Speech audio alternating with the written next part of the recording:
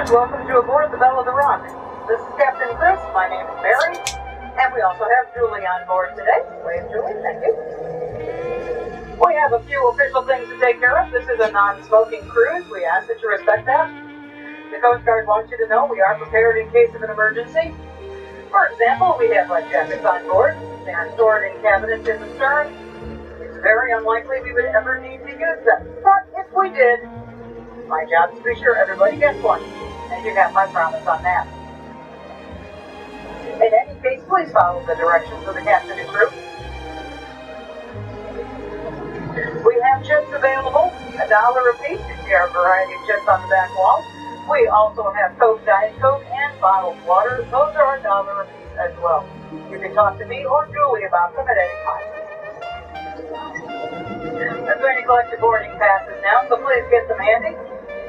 And in the meantime, let me tell you that the Belle of the Rock is an authentic paddle wheel boat. Take a look to the back and you see the paddle turning. That is the only power we have on this boat. That's what makes it go.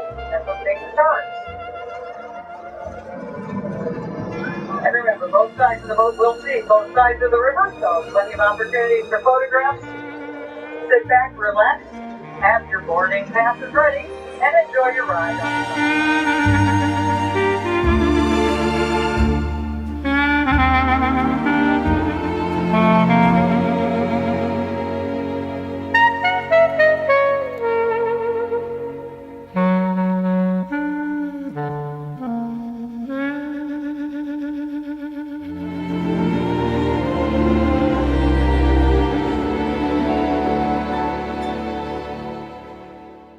Local community groups got wind of the plan, and the recreation and conservation community banded together. They were able to get a grant by the island themselves to clean it up. Now it's a wildlife preserve under the care of the Illinois Audubon Society. The Plum Island Sanctuary is home to deer, fox, turtles, and of course many kinds of birds.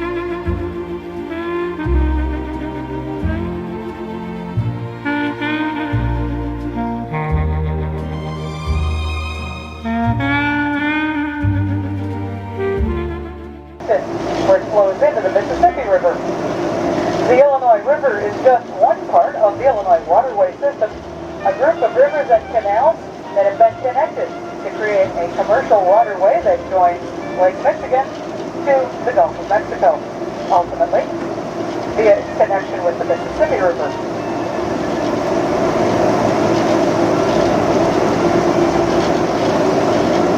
The waterway system was created by the U.S. Army Corps of Engineers. They've been maintaining it for more than 70 years.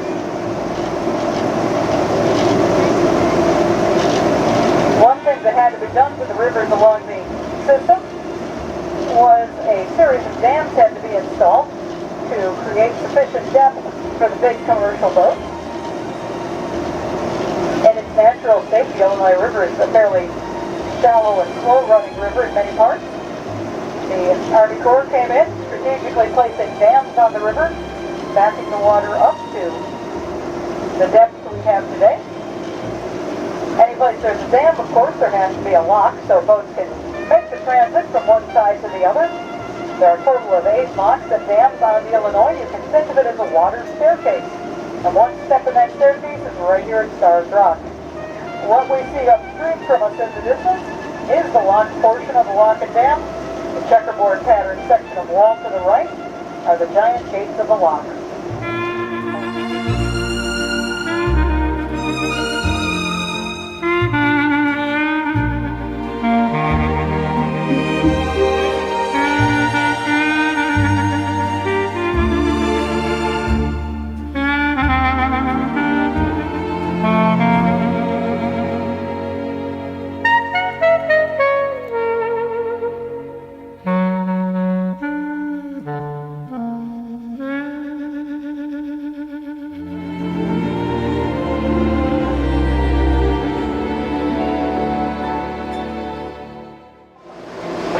Like crappie, and you might wind up with a carp, which might not be on your menu, but they are here. Both natives and the Asian jumping carp you maybe heard about. The media is not just hyping things up. They really do jump. I've seen them clear 4 feet coming straight up out of the water. Adults are big. 25 pounds is not uncommon. They've been known to get bigger than that. And they are potentially a problem on the river because of the size and the fact that there's no natural predators. And I used to be able to predict if it would be a jumpy day or not for them, but this year they've totally confounded me, so all I can say is if we get a stowaway, I will be able to deal with it.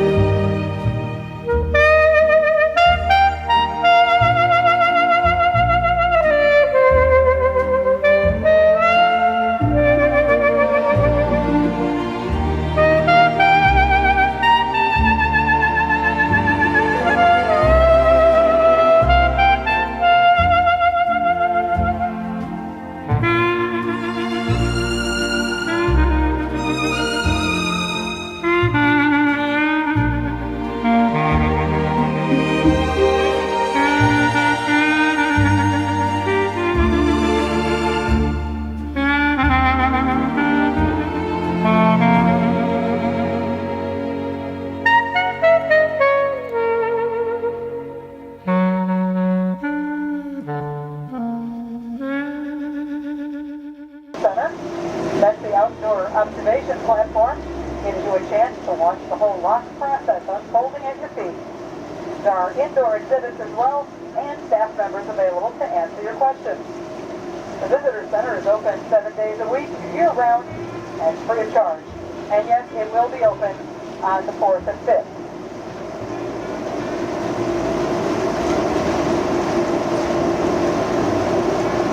We're coming to our best view of Star Rock, so if you're planning to take pictures, get your cameras out now and start making those adjustments. We now see ahead of us a small island. This one goes by the name of Leopold. And between Leopold and Plum Island, take a look across to the far shore. You see a red sign right at the water's edge. That's a warning to boaters not to go any farther upstream. It gets dangerous if you get too close to the dam. About 3/4 of the way up that bluff, you see the lookout point called the Lover's Leap, the intersection of several trails in the park. And we're going to hold this position for just a moment. This is where we turn around, so as we turn, both sides of the boat will be able to get good pictures. And then once we're heading downstream again, I'll explain to you how the rock was given its name.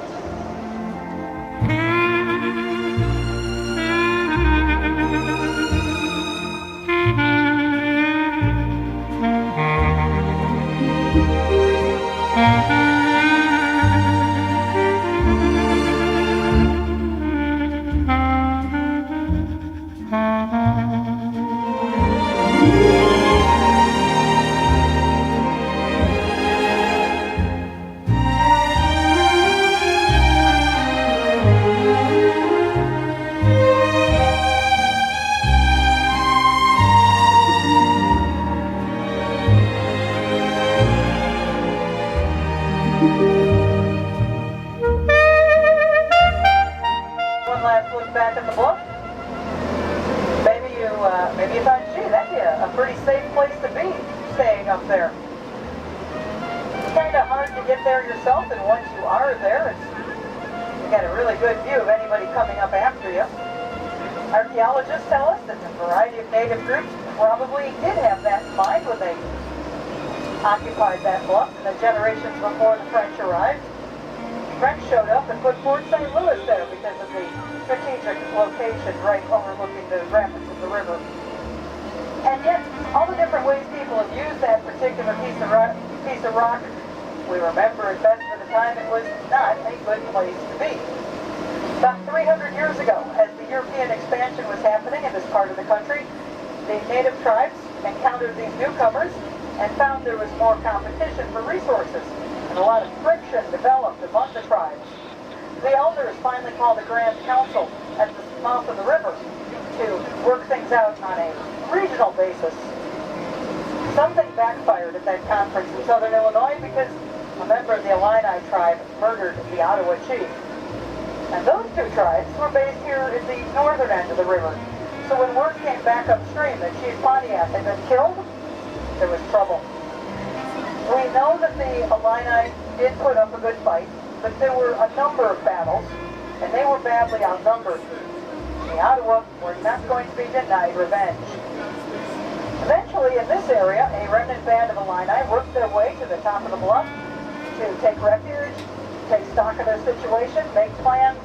The Ottawa pursued them, sized up the terrain, and decided to wait them out instead. So they circled the bluff, cut off the Illini supply lines, and were able to starve them off. French fur traders in the area had been following the battles, and once they knew the ultimate outcome, carried that story wherever they traveled. And it's been handed down over the years, and even now, know it or not, we still remember the time it was not a good place to be, because we still call it Starved Rock. And loads up outgoing shipments of stone. There's a quarry right behind the trees. A little further downstream, you see grain elevators up on the shore, and right at the shoreline, a grain loading terminal. Several barges tied off and waiting to load up. Food, fuel, building materials, all these things and more travel the Illinois River on barges. Barges are still a very safe and efficient way to move a large amount of material a long distance.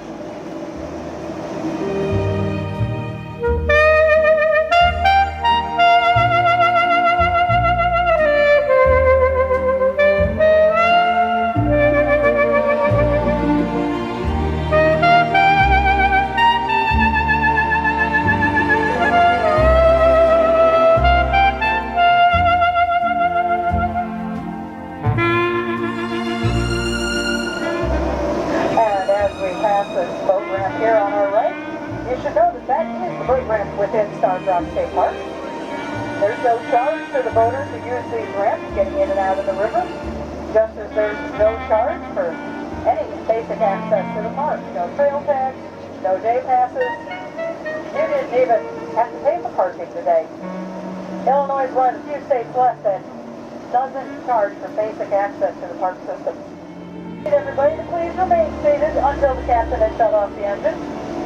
On behalf of Starved Rock Adventures, I thank you for spending part of your day with us. I hope you continue to have a good time in the park and a safe ride home. Please have a happy and safe 4th of July weekend. Once again, remain seated. We thank you and we wish you a good day.